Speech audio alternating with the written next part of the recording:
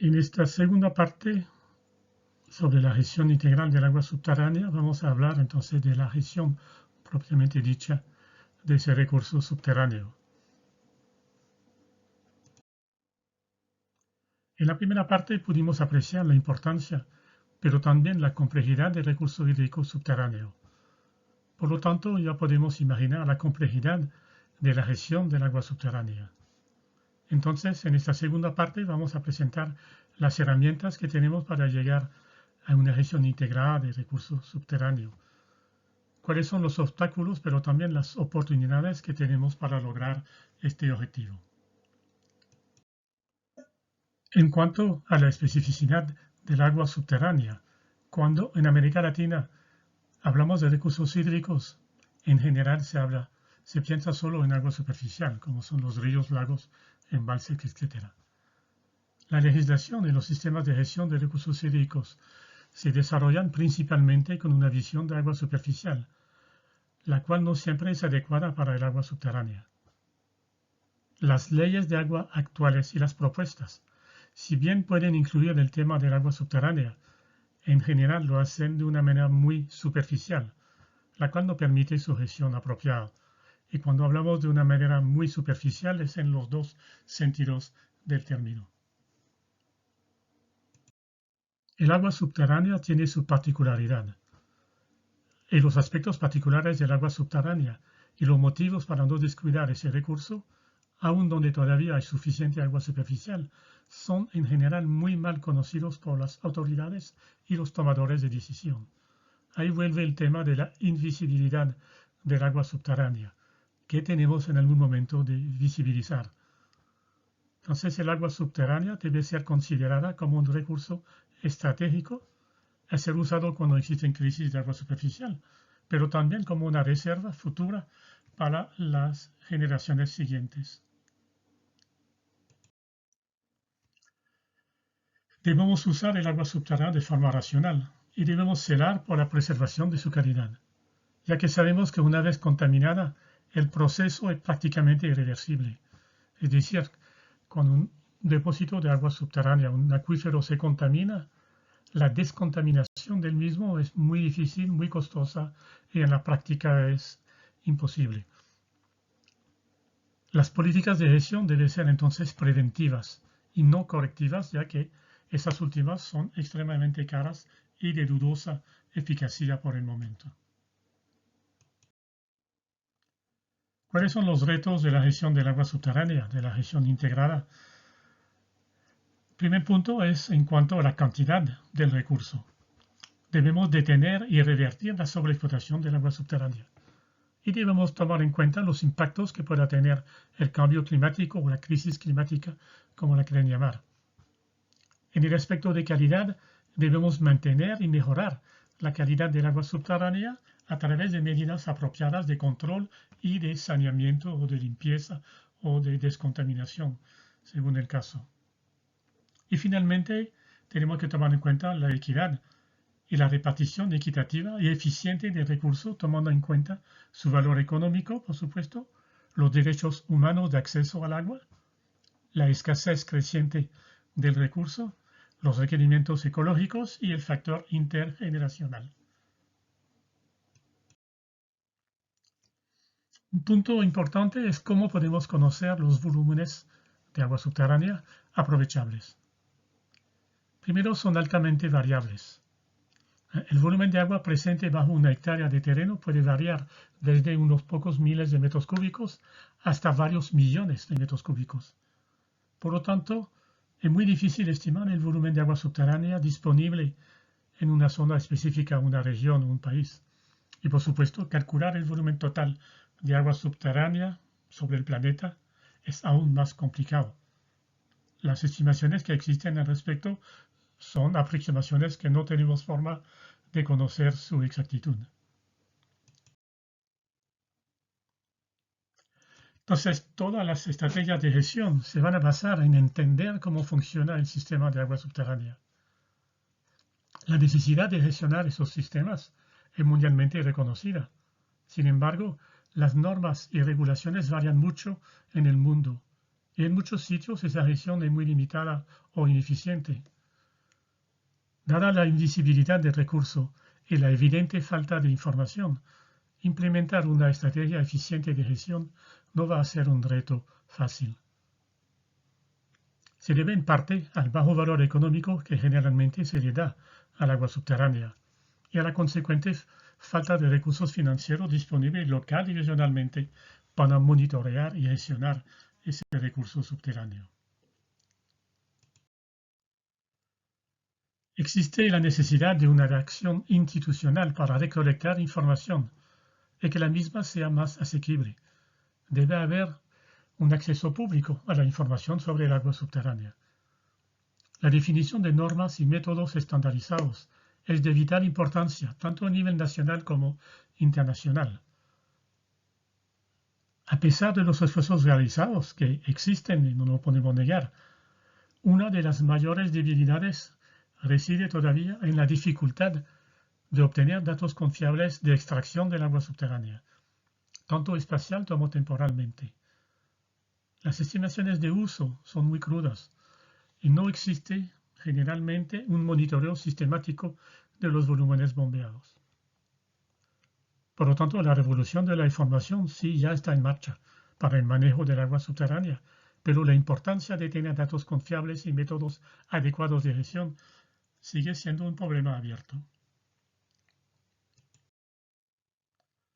Ahí vemos, por ejemplo, lo que presentaba las Naciones Unidas en el Día Mundial del Agua sobre la necesidad de información, diciendo que el resumen de las Naciones Unidas sobre el progreso de los objetivos del desarrollo sustentable, en particular del objetivo 6, enfatiza sobre que el agua subterránea es un área despreciada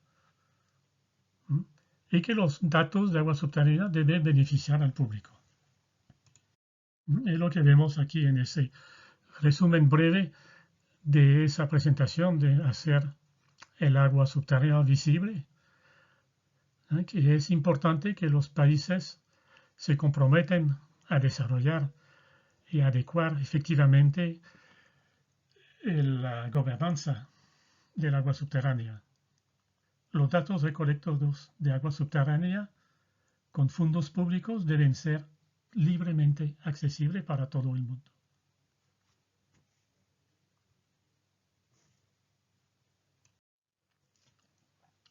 En esta diapositiva tenemos un breve resumen del informe de Naciones Unidas presentado en el Día Mundial del Agua de este año sobre haciendo lo invisible visible. Dice que el muy grande potencial de agua subterránea y la necesidad de gestionarlo de forma sustentable no puede ser ignorado de ahora en adelante. Es muy importante que los países se comprometen ellos mismos a desarrollar una manera efectiva y adecuada para la gobernanza del agua subterránea. Y los datos recopilados con fondos públicos sobre el agua subterránea deben ser de acceso libre. Entonces, si hablamos de la gestión integrada del agua subterránea, el principio básico es lo que aparece en pantalla. No podemos manejar adecuadamente algo que no conozcamos bien. Entonces viene la pregunta, ¿qué significa conocer un acuífero? Para eso es necesario tener un conocimiento mínimo, básico, sobre 1. Sus características físicas, 2. Sus características químicas y 3. La dinámica del agua o cómo el agua se mueve en eso. Cuando hablamos de características físicas es su extensión, tanto horizontal como verticalmente. ¿Y cuál es la composición de la roca que almacena el agua subterránea?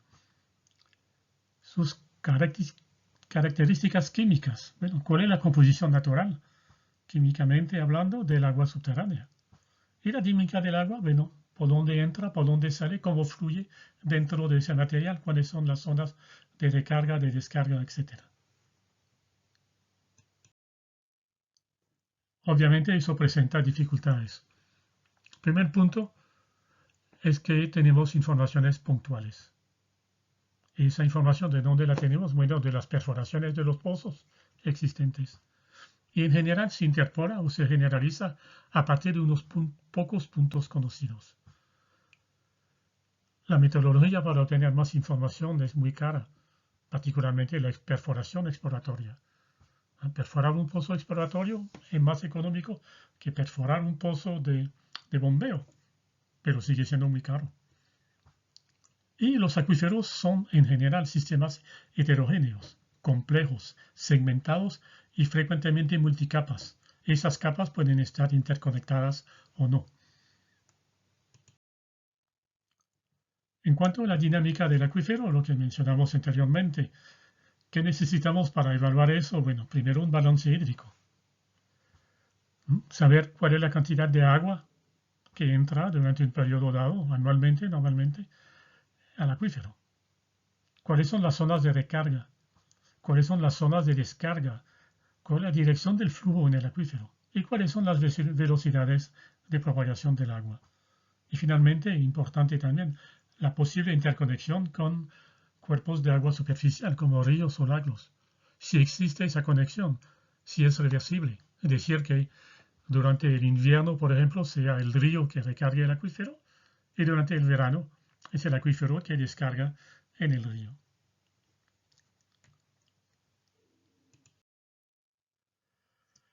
La sustentabilidad de un acuífero, por lo tanto, se debe conseguir tanto en términos de cantidad como de calidad.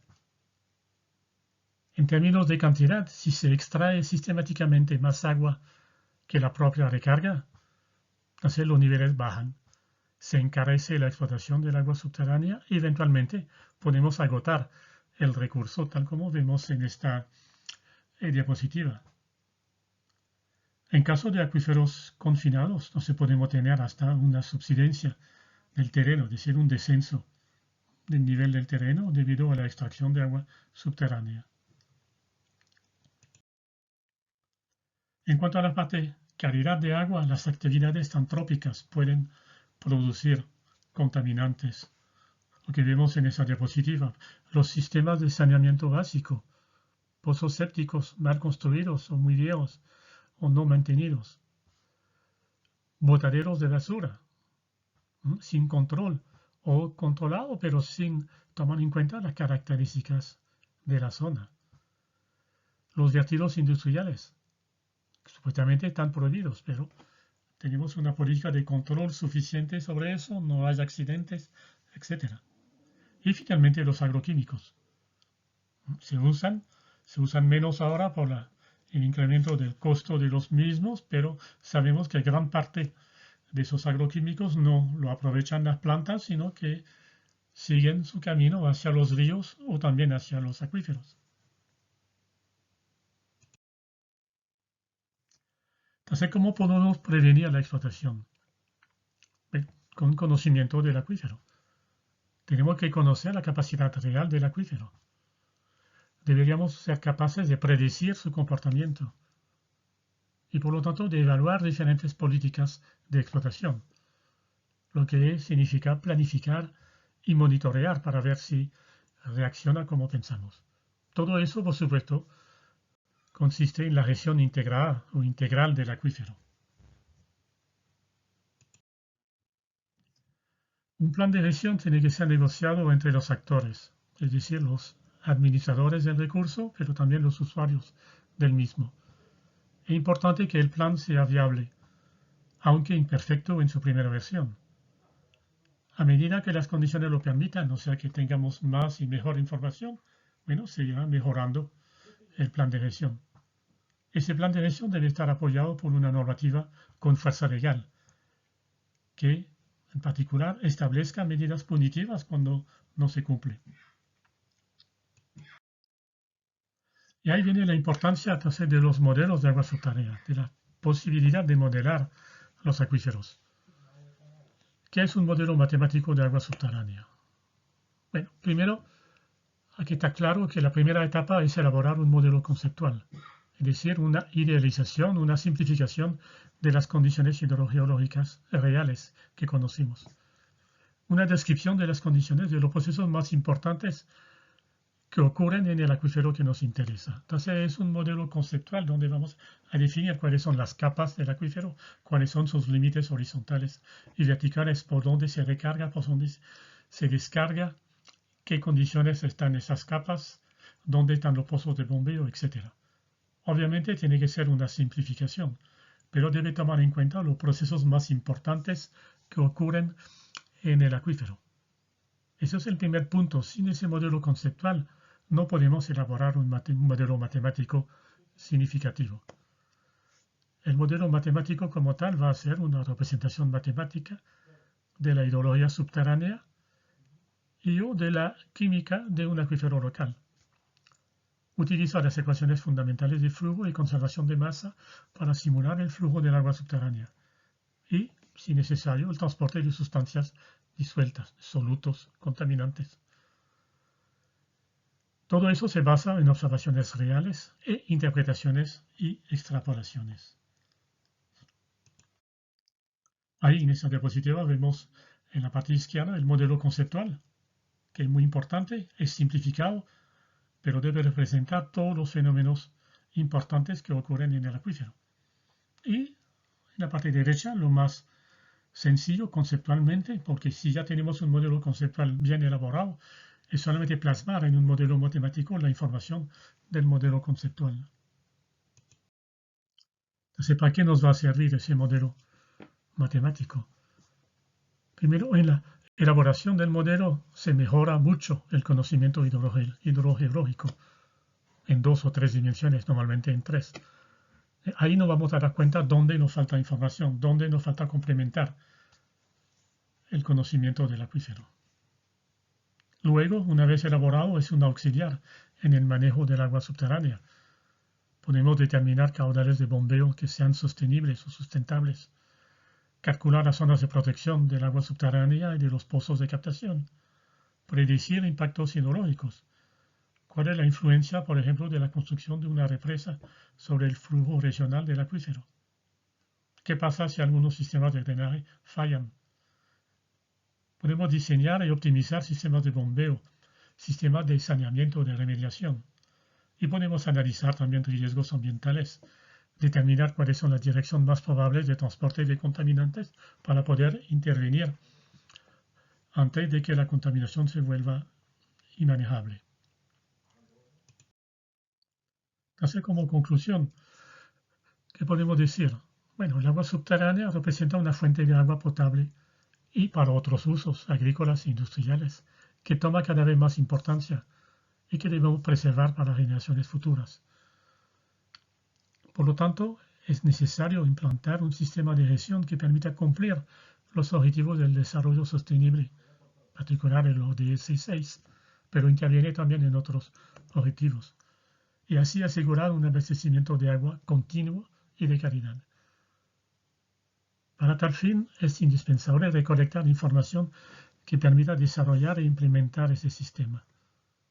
Ahora viene la pregunta, ¿está Venezuela en ese momento en capacidad de desarrollar y mantener un sistema de gestión que cumpla con los objetivos anteriores?